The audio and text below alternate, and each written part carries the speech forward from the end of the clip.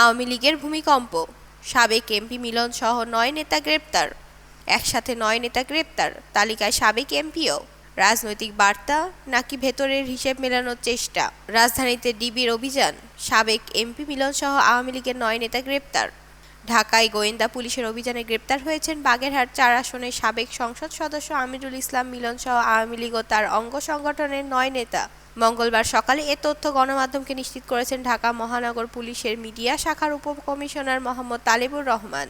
তিনি জানান, ডিবির একটি বিশেষ অভিযানে রাজধানী থেকে এই ৯ জনকে আটক করা হয়েছে। গ্রেপ্তারকৃতদের মধ্যে রয়েছে সাবেক এমপি মিলনও। তবে ঠিক কোন মামলায় তাদের গ্রেপ্তার করা হয়েছে সে বিষয়ে এখনও বিস্তারিত জানায়নি পুলিশ।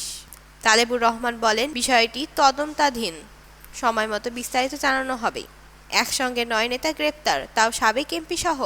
আপনার চোখে এটি কি দলীয় শুদ্ধি অভিযান নাকি ভিন্ন উদ্দেশ্য? মতামত দিন কমেন্টে। ধন্যবাদ।